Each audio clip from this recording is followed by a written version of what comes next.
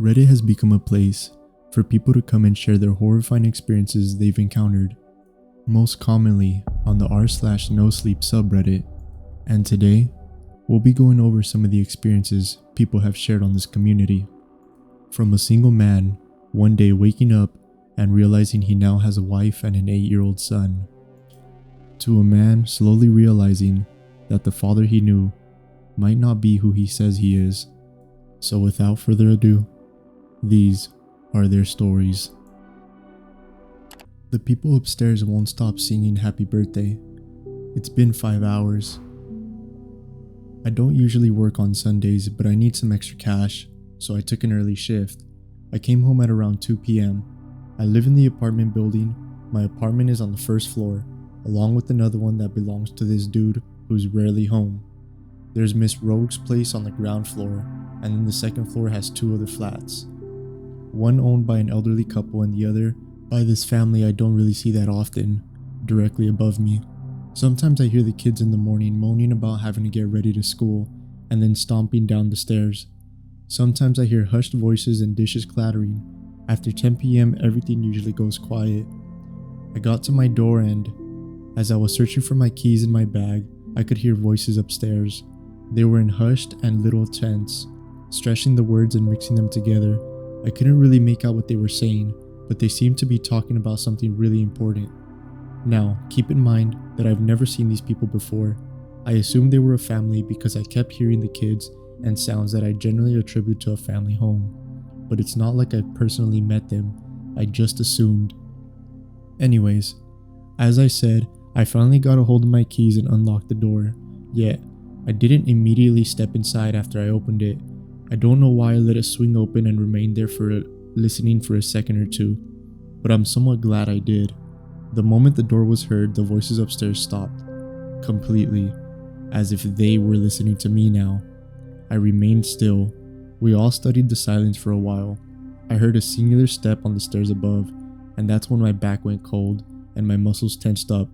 For whatever reason, I got the sudden urge to go inside and shut the door behind me, which I then did. Afterwards, I started putting on some groceries in the fridge and doing some errands around the house, faintly at first, then stronger. I started hearing this birthday song upstairs. I smiled inside. They were planning the birthday, man. That's why they were so precautious, so nervous. It sounded like there were around 5 or 6 people singing. Maybe? Happy birthday, dear Jonah. That was cute. When they finished, they started again. I did find it weird, but I assumed that the kid had asked for it again. Kids love blowing out candles and whatever. It was an awfully long song. It kept looping until reaching its conclusion, just like the first time. It had a lot of unnecessary runs and fillers and extra lyrics. When they finished, a little pause followed. Then, they started again in the same exact way. Fucking weird family, I thought. And by the time I'd gotten annoyed, so I just put on my headphones and laid down on the couch. I fell asleep around 4 or 5 p.m. I woke up from the nap disoriented. Man, after work naps hit the hardest. I slept in until about 8 p.m. and the sun was peeking at me from behind the buildings. A sunset was more blue than red. A melancholy and confusion reminded me of how liminal your house felt when you would go to sleep after school and wake up with a sore throat and a huge pillow mark on your face, with your mood ruined. Your mother suddenly calling you out to go to dinner. I swallowed, staring blankly at the window highlighted in golden rum. I rubbed my eyes, then massaged my face. I stood up to get a glass of water, walked barefoot to the kitchen, which was now sunken in that specific 8 p.m. darkness, and I stood still and silent, not knowing what I wanted from my life. Then, I finally registered one important detail. The folks upstairs were still singing happy birthday. I listened for a while, unsure of what my reaction should be. I wondered if they had some recording playing on a loop, but that wasn't really the case as each version sounded different from the previous. They were really weird, or maybe their kid was just eccentric. Maybe they were practicing for some performance maybe. I started thinking. As I said, I hadn't really met these people before, so I had no idea what they did. Maybe they were really practicing. I put my headphones on and went on to trying to make some sort of dinner, even though I wasn't really hungry and my throat still hurt. I ate, watched my show, then took a shower. Their singing had started to piss me off. It's now approaching 10 p.m. I felt the need to go upstairs and tell them to quit it, but I'm not a confrontational person. I really don't like telling people they upset me, and most don't have an appropriate reaction at all. I don't want to talk to them, so I called my mom. I started telling her about my day, but she interrupted me, asking about the people upstairs. Yeah, they've been doing it for hours, I don't know. It's starting to really get on my nerves. Well, go up to them and knock. Aren't the other residents annoyed? The old people upstairs, I'm sure they wanted to be asleep by now. Maybe I could just put on some music and... Well, why don't you go up there and knock? Aren't the other residents annoyed? The people upstairs, maybe? I'm sure they wanted to be asleep by now. Maybe I could just put on some music, that could cover them up. But do you really want to listen to music? No, not really. Then why don't you do it, please? Go upstairs, Michaela. I sighed and reluctantly agreed. After hanging up, I put on a sweater and unlocked my front door. The moment I opened it, the air felt a little colder. I stared at the dark hallway, illuminated by the ray of light from my door and another faint light coming from upstairs. I went up the stairs. The second floor was more animated than the first. The door to the family's apartment was slightly open, and I could see light and movement behind. I slowly approached it, then peeked inside. I could see a hallway with balloons and confetti peacefully floating around. A faint smell of candles and sweetness lingered out. I didn't want to disturb too much, so I tried to be discreet while I quietly and almost imperceptibly pushed the door slightly more. The small hallway made way to a dining room. The shadows were dancing on the walls as people clapped around the table and sang. On the table was a cake with pink and purple frosting, sprinkles, and some writing I couldn't really decipher. The song carried on, but was hoarser than I'd remembered it. People were smiling, swaying from side to side. At the person sitting in front of the cake, the lighting was dim and pleasant. The source being the candles, the people around were a little tense, but overall it reminded me of my own birthdays as a kid. Some boxes lay scattered on the floor. I tried to take a better look at them or the kid. The child looked like a young boy with a big birthday hat on. He, I think, could have been 10 or 12, and his face was round and stretched into a big smile. I stared for a while at the teeth. I don't know what prompted me to make that observation, but he had adult teeth, which were rotten and yellow, sticking out of his mouth in abnormal directions. His eyes were wide and red, as if he'd been crying for a while. I don't remember seeing him blink at all. In the minutes I watched that felt like hours, he looked really shaken and tense. I've never seen a child look like that. Never in my life. All the courage I had before peeking through the door had evaporated. I must have zoned out watching the scene. When I pulled away from my trance, the kid shifted his eyes from the candles, which now had almost completely melted, and looked straight at me. I felt seen like I had never felt before. My heart completely collapsed, leaving a painful knot in my chest as I made eye contact with the child. His smile slowly faded, turning into a grimace. I wanted to run, but I was somehow frozen in place. Suddenly, he blew out the candles and the room was engulfed in darkness. I heard something shuffle in the dark towards me, gasped and shut the door behind me as I practically jumped down the stairs. The shuffling and scratching followed. I gripped the door and slammed it behind me, just as something slammed into it on the other side. Eyes wide and unfocused, I barely managed to lock it as the banging started. The song upstairs had stopped. I looked through the people. The hallway was completely dark now, but I could make out the details of the face I'd looked at before in the dimly lit dining room. Only now we were at eye level, which was impossible since it had been a kid, hadn't it? Or had it just been a person? The more I thought, the more I realized I had no idea what prompted me to assume that it had been a child.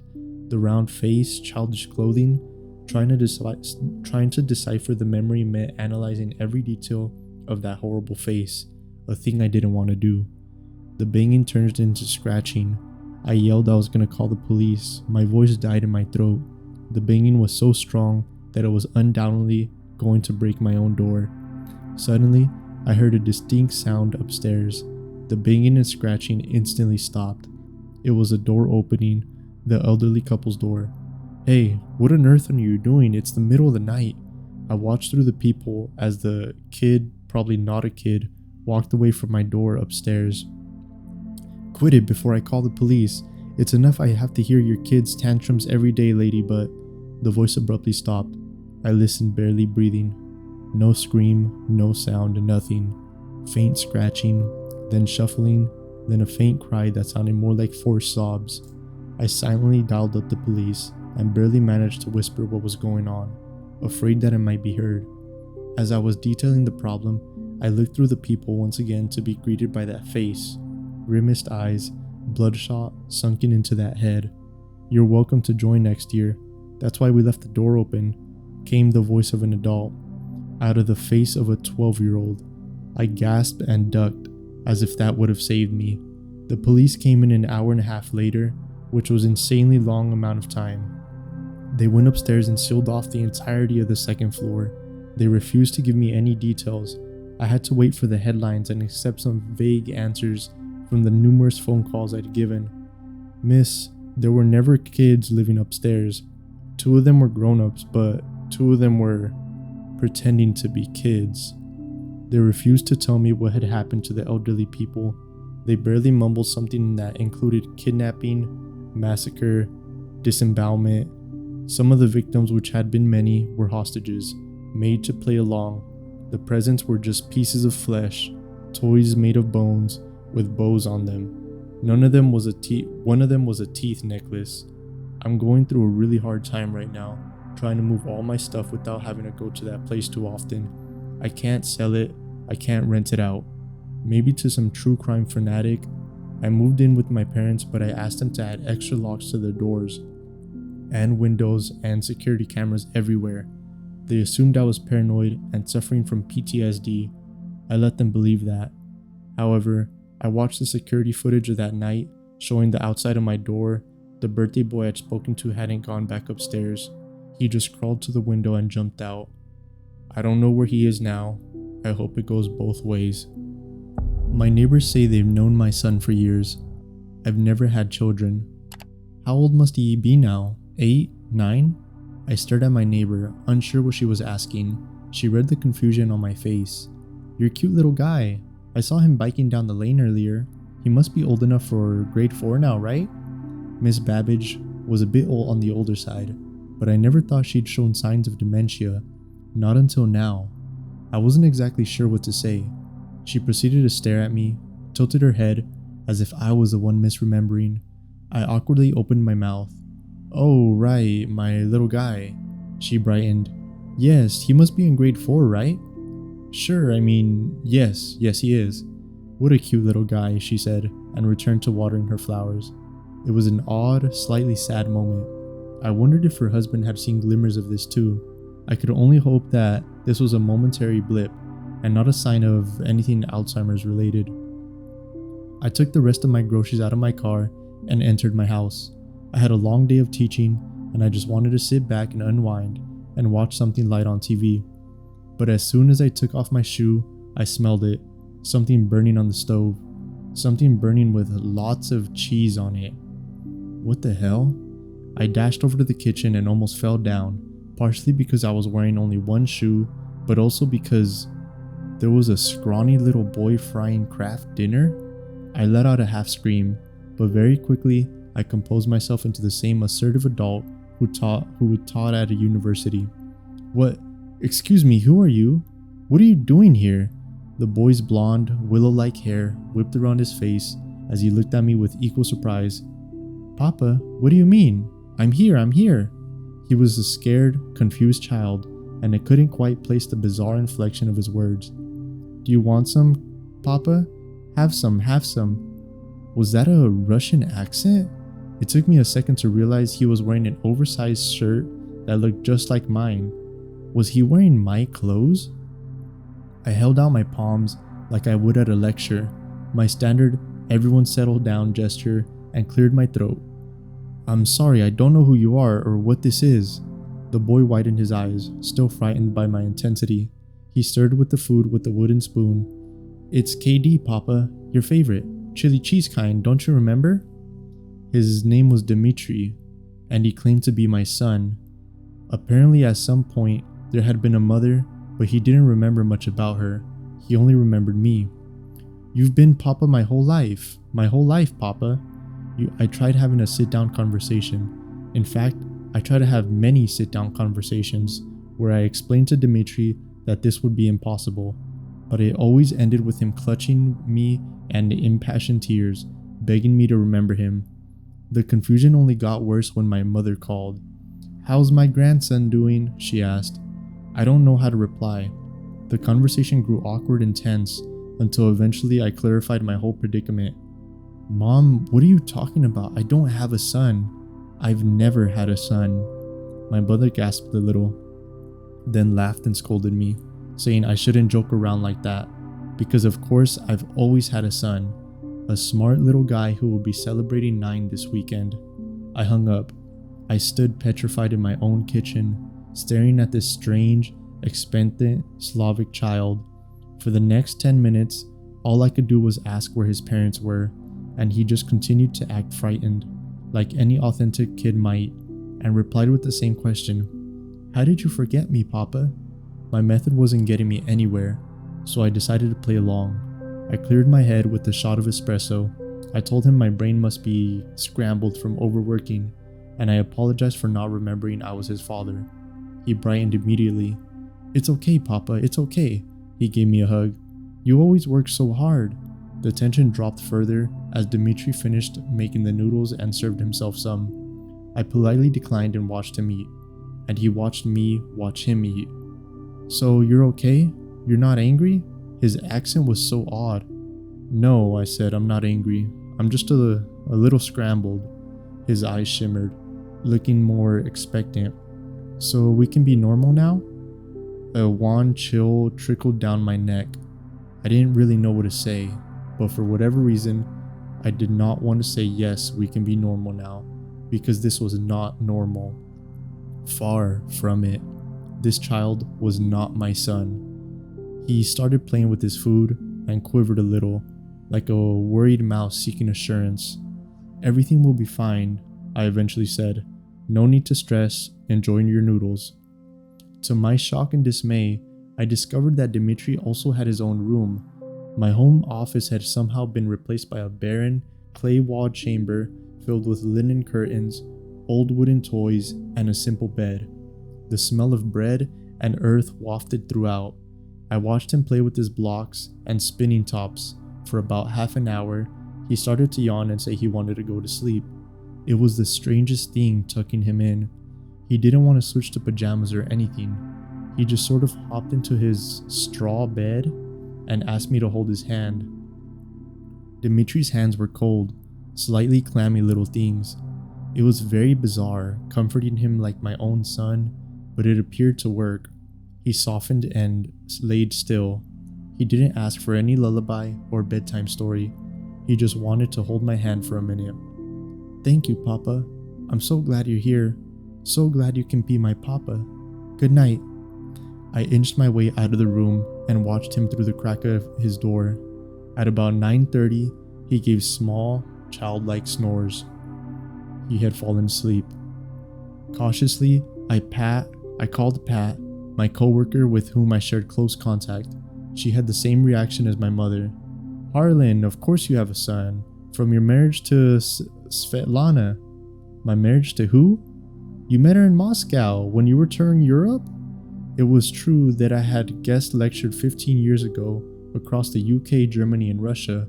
I was awarded a grant for it, but I only stayed in Moscow for 3 days. I've never met anyone named Svetlana. "Don't be weird, Harlan. Come on." Pat's conviction was very disturbing.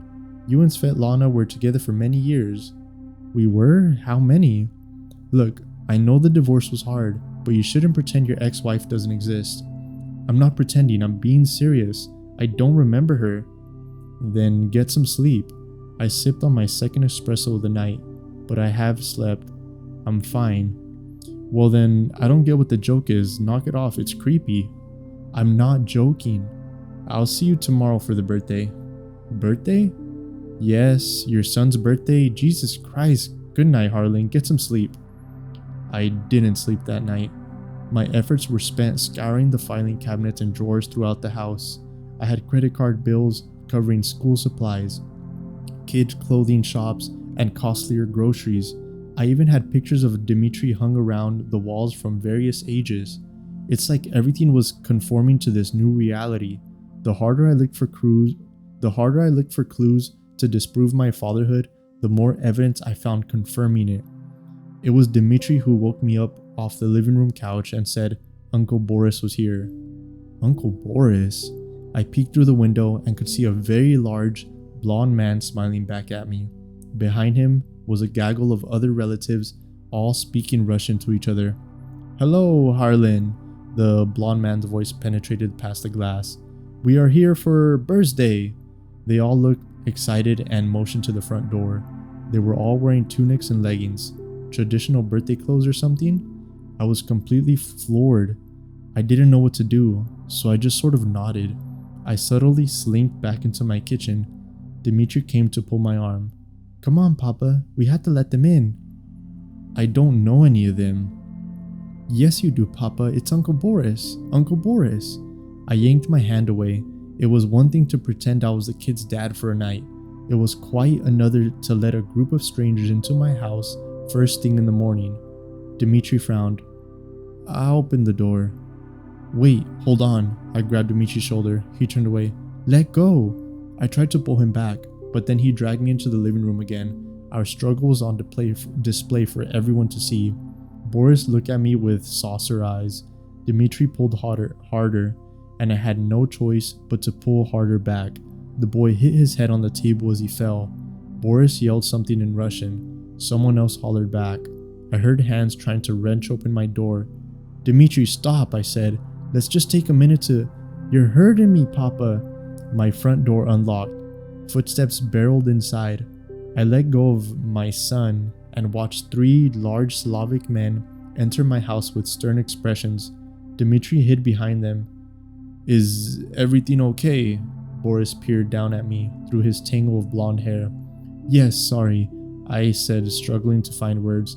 I'm just very confused. Confused? Why are you hitting Dmitri?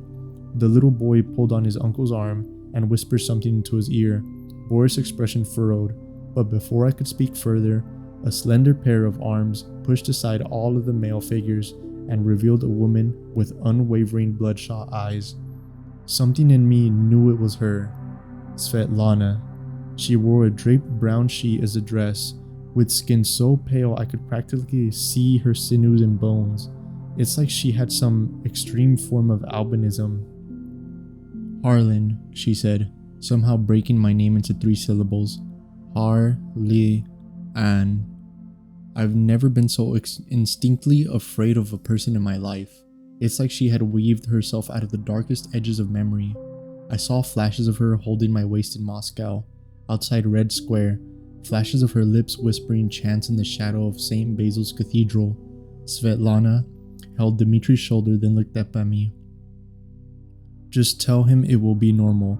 Tell him everything will be normal. No, this is not happening. None of this is real. Barefoot and still wearing the same clothes as yesterday, I bolted out of the back of my house and hurled towards my driveway. Before the rest of my new family could realize what's going on, I hopped into my Subaru and stepped on the gas. As I drove away from my house, I looked back into the rear view mirror, and I swear it didn't look like my house at all. It looked like a thatched roof hut. Back at the university, I walled myself up in my study. I canceled all speaking arrangements for the next week, saying I needed a few personal days. No one in my department knew I had a son. Nothing in my study indicated I had an extended Russian family. When I asked Pat about our phone conversation last night, his response was, "What conversation?" My mom said the same thing. With immense trepidation, I returned to my house the following day, and after setting foot back inside, I knew that everything had reverted back to the way it was before. No more framed pictures of Dmitri, no more alarming photo albums, and the clay-walled room where Dmitri spun stops and slept inside, it was just my home office again.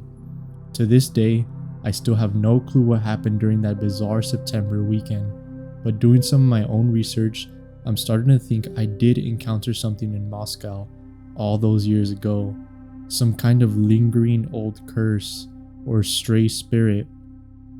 A black witch disguised as an ordinary woman. Although I haven't seen any evil things bubble up around my place since, every now and then I do have a conversation with Miss Babbage, and she seems to remember my son very well. Such a cute little guy, always waving hello. Did you know he offered me food once? I think it was Kraft dinner. My dad keeps faking illnesses to make me stay home with him. Yesterday, I found out why. I don't know who else to tell, or what I have to expect to happen by posting this. I can't call anyone, he's always around.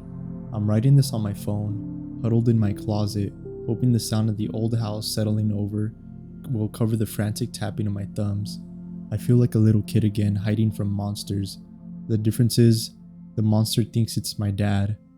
Let me back up, I'm 23. I live with my father.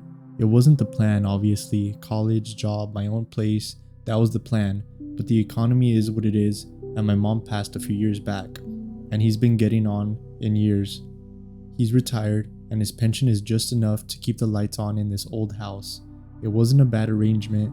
I'd work my shifts at a warehouse downtown, help with bills, and he'd potter around, watch his old movies and complain about his back. We had a rhythm. It was quiet, maybe a little lonely, but it was normal. The change was so gradual, I almost didn't notice it. At first, it was just nice. My dad, for who the last 5 years had mostly treated the armchair in front of the TV as a natural extension of his body, started moving again. He was always a big guy, a former mechanic, and age had settled on him like a thick layer of dust. But suddenly, the dust was gone. It started about a month ago. He went down to the basement to fix a leaking pipe. I'd offered to do it, but he insisted. Still got some use in these old hands, he grumbled, a familiar refrain. He was down there for hours. I remember calling down once, asking if he needed help, and just getting a muffled, "Got it handled," in response. When he finally came up, he was smudged with dirt and grime, but he was grinning. A real toothy grin, wider than I'd seen in a decade. "All sorted," he announced, clapping his dusty hands together. He looked invigorated. I just figured he was proud of himself for handling the repair. The next morning, I woke up to the smell of bacon and the sound of birds chirping outside. That wasn't unusual. The unusual part was my dad, standing at the stove and humming. He hadn't cooked a proper breakfast since Mom died. He'd usually just pour himself a bowl of cereal and grunt a good morning. "Morning, son," he said, his voice bright. "Eggs?" I was surprised but pleased. "Yeah, sure, thanks. You're in a good mood." "Feeling spry," he said, flipping the eggs with a flourish that almost sent me to the floor. "Decided I've been sitting around for too long. Life's for the living, right?" That week, he was a whirlwind of activity. He mowed the lawn, which I usually had to nag about him for days. He cleaned the gutters. He even started oiling the hinges on the doors so they wouldn't creak. I was thrilled. I thought maybe he'd finally pulled himself out of the long, quiet grief he'd been swimming in. I thought I was getting my old dad back. The first hint that something was wrong came a week later. I was getting ready to go out with some friends. It was a Friday night, the first I'd have off in a while. I was putting on my jacket when he came into the living room, wringing his hands. "You're going out?" he asked. His voice had lost its cheerful edge. It was tight. "Yeah, just for a few hours, grabbing a beer with a couple of guys from work." He winced and put a hand on his chest. "Oh, it's just, I'm feeling a bit funny. My chest is tight. Probably just indigestion, but you know." I stopped, my keys halfway to my pocket. His face was pale. I felt a surge of guilt. "Are you okay? Should I call someone?" No, nothing like that," he said quickly, waving a dismissive hand. I'm sure it'll pass. I wouldn't want to be here alone if it gets worse." So I stayed. I took my jacket off, ordered a pizza, and we watched one of his old black and white westerns. His chest pain seemed to magically disappear the moment I sat down on the couch. I was annoyed, but I told myself he was just getting old and anxious. The next time I tried to leave, a few days later, it was his back. He claimed it had seized up so badly he couldn't get off the sofa to get a glass of water. I spent the evening fetching things for him, rubbing his shoulders and listening to him groan. The moment my friend called to ask where I was and I said I couldn't make it, he suddenly felt a little bit better, and managed to get up to use the bathroom on his own. It became a pattern. Every single time I made a plan to leave the house, for any reason other than my work shifts, he would develop some sudden, debilitating ailment, a migraine, dizziness, a stomach bug. It was so transparently manipulative that I got angry. We had a fight about it. "I can't be your prisoner," I yelled. One afternoon, after he'd fake a coughing fit to stop me from going to the grocery store, "I need to have a life." His face crumbled, not with anger, but with a deep, profound sadness that completely disarmed me. I just need you here," he whispered. "Is that so much to ask? I get lonely." What could I say to that? I felt like the world's biggest jerk. I stayed home, once again. But the active, energetic dad was still there. In between his sudden episodes, he was a dynamo. He repainted the porch, he fixed a wobbly fence in the backyard, he was up at dawn, gardening with a fervor I'd never seen. He was stronger, faster. He'd carry in all the groceries in one trip, bags hanging off his arms. Even without breathing heavily, my dad, who used to get winded walking up the stairs, was a contradiction I couldn't reconcile. The real fear, that kind that crawls up your spine and lives in the back of your throat, started with the sun. We were in the backyard. We'd been weeding the flower beds my mom had planted years ago, and I was sitting on the steps, scrolling through my phone. It was a bright, cloudless afternoon. The sun was beating down, casting long, sharp shadows across the lawn. I noticed my own shadow, a dark, stretched out silhouette of a man slouched over a phone. I looked at him, on his knees in the dirt, and I saw the shadow of the rose bush, the shadow of the fence, the shadow of the bird bath, but not his. He was a solid figure in the blazing sunlight, but the ground around him was unbroken, pure bright green. There was no shadow. I blinked. I rubbed my eyes. It had to be a trick of the light. It was just an optical illusion. I looked away, then looked back. Still nothing. A perfect, shadowless man in a world full of shadows. A cold knot formed in my stomach. Hey Dad, I said, my voice sounding thin and strange to my own ears. "Can you give me a hand with this?" I pointed to the heavy terracotta pot on the other side of the patio, a spot in direct, unforgiving sunlight. He looked up, and for a second, I saw something in his eyes, a flicker of panic. He shielded his face from the sun with his hand, even though he was already squinting. In a minute, son. I just need to finish this patch." He never came over. He stayed in the garden, and as the sun began to set, he seemed to follow the receding line of the house's shadow, always keeping himself just inside it. From that day on, I became obsessed. I watched him constantly. I noticed how he never stood by the windows during the day, how he'd find an excuse to move it if a ray of sunlight fell across him into the living room, how he always took his walks in the evening after the sun had dipped below the horizon. He was always drawn to shade, to the dim corners of the house. My worry curdled into dread. The excuses to keep me home became more frantic. Last week, he unplugged my car battery, then feigned ignorance. A couple of days ago, I woke up to find out he'd accidentally locked the front door and lost the key, trapping us both inside until he miraculously found it that evening. I tried talking to him. I sat him down in the dim light of the living room 2 nights ago. "Dad, we need to talk," I started, my heart pounding. You're not acting like yourself. You're different, and you're keeping me here. I'm worried about you." He just stared at me, his face a calm, placid mask. The energetic, smiling man was gone, replaced by something still and watchful. I'm fine, son. Never been better. And I'm not keeping you here. I just like having you around. A father can't like having his son around." "It's more than that," I insisted, my voice trembling. "Ever since you went down to the basement to fix that pipe, you've been different. Something happened down there, didn't it?" His face didn't change, but his eyes hardened. It was like watching shutters close over a window. "Don't be ridiculous. I fixed the pipe, that's all. Now drop it." The finality in his tone was absolute. There was no arguing. The conversation was over. That was when I knew. I knew with a certainty that made me feel sick to my stomach the truth of what had happened in the basement. I waited until last night. I pretended to go to sleep at my usual time, lying in bed with my eyes open, listening to the sounds of the house. I heard him moving around downstairs, the soft, almost silent footsteps that were another new development. My old dad used to stomp around like an elephant. I heard him check the lock of the front door, then back. I heard him walk past my bedroom door, pausing for a long moment, and I held my breath, my entire body rigid with fear. Then the footsteps receded, and I heard his own bedroom door click shut.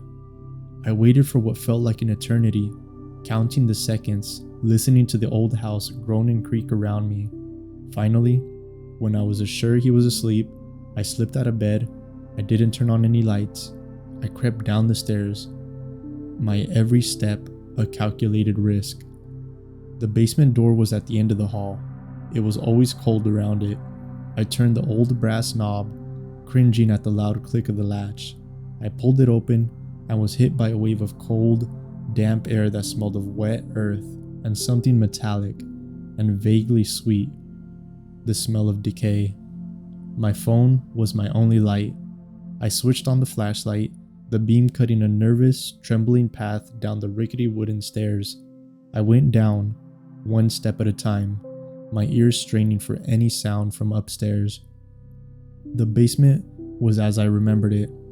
Concrete floor, stone walls, junk piled in every corner, old furniture under white sheets like sleeping ghosts, boxes of my mom's things, my old toys. The air was thick and heavy. I pointed my light towards the back wall where the main water line came into the house. That's where he had been working. I saw his old toolbox lying open on the floor.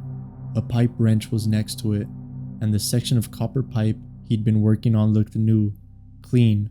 He did fix it, but my eyes were drawn to the floor next to it. Most of the basement floor was concrete, but in the back corner, it was just packed earth, and a large patch of it, maybe 6 feet long and 3 feet wide, was different from the rest. The dirt was darker, looser. It wasn't packed down from decades of existence. It was disturbed, fresh. I stood there for a long moment, the beam of my phone shaking in my hand. My mind was screaming at me to run, to get out of the house, out of town, to never look back, but I couldn't. I had to know. I found an old garden trowel in a bucket of rusty tools. I knelt down. The earth was soft, just as I'd thought. It'd give way easily. I started digging. My breath came in rigid panic gasp. The only sounds were the scrape of my trowel against an occasional rock and my own frantic heartbeat pounding in my ears. The smell of damp earth was overwhelming, but underneath it, that other smell was getting stronger. It wasn't a deep hole. Maybe a foot down, my trowel hit something soft. Not a rock. I recoiled, dropping the tool. My eyes were shaking so badly I could barely hold my phone steady. I forced myself to reach into the loose soil. I closed my eyes and my fingers brushed against fabric. Denim, the worn, familiar texture of my father's work jeans. I scrambled back, gasping out of air, but I knew I had to see. I had to be sure. With tears streaming down my face, I used my hands, clawing at the dirt, pulling it away. First a leg, then a torso, wearing his favorite faded flannel shirt, and then the face. It was him, my dad. His eyes were closed, his mouth slightly open, his skin was pale and waxy, and there was a dark, ugly gash on the side of his head, matted with dried blood and dirt. He looked peaceful in a horrible, final way. He looked like he'd fallen from the stairs, hit his head, and it'd all been over in an instant. I stared at his face, the real face of my father, and a sound escaped my throat, a strangled sob of pure horror and grief. He was gone. He'd been gone for a month, lying here in a shallow, unmarked grave, while I'd been living with... The door opened. The sound came from the top of the stairs. It was a single, soft footstep on the old wood. Slowly, I turned my head. My phone's light followed my gaze, traveling up the dark, rickety staircase, and he was there. He was standing at the top of the stairs, a dark silhouette against the faint light of the hallway. He was just watching me.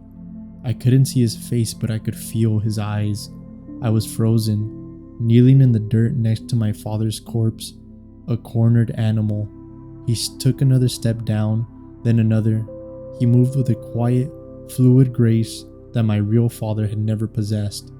The flashlight beam caught his face as he neared the bottom of the stairs. He was wearing my father's pajamas. He had my father's tired, wrinkled eyes. He had my father's graying hair, and he was smiling. It wasn't a malicious smile, it was a triumphant one. It was sad, infinitely sad, a smile full of pity that was more terrifying than any rage. "I knew you'd find your way down here eventually," he said. His voice was my father's, but without the gravelly, smoke-worn edge. It was smoother, calmer. "I'm sorry you had to see this." I couldn't speak, I could only stare. My mind a screaming void, I scrambled backward away from him, away from the body, until my back hit the cold stone wall. He stopped a few feet away from the shallow grave, looking down at the body with the same mournful expression. "It was an accident," he said softly. "The second to last step. It's rotten." He was carrying the heavy wrench, his balance was off, he fell. He hit his head on the concrete floor right there. It was quick, he didn't suffer. He looked at me, his eyes full of a strange, deep empathy. His last thought? It was for you. He was worried about you, worried you'd be all alone. My voice finally came back raw, a terrified whisper. "What are you?" He tilted his head, a gesture that was so familiar, yet so utterly alien. "I'm him," he said, "and I'm not. You know how every person casts a shadow? A darker, simpler version of themselves that follows them through the light? Think of me as the other shadow, the one that lives on the other side of the veil.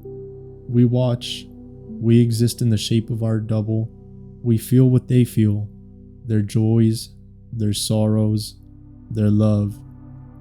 He took a step closer and I flinched. He stopped. "That last thought," he continued, his voice barely moving more than a murmur. "The love he had for you, his fear of leaving you alone, it was so powerful. A life cut short with so much left to give. It created a space. It pulled me through.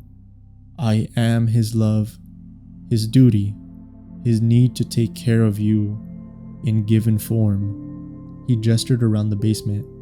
"I finished his work. I fixed the pipe, I buried him, so you wouldn't have to. I've been fixing the house, I've been making sure you're safe. I've been trying to be a good father." The words were insane, but in the cold, damp air of that tomb, they felt horribly, undeniably real. "My dad is dead," I choked out, tears blurring my vision. "Yes," the thing in his skin said, and the sadness in its voice felt genuine. "He is, and I'm so sorry for your loss, but I'm here now." It took another step and another, until it was standing right over me. It knelt down, so we were at eye level. Its face was inches from mine.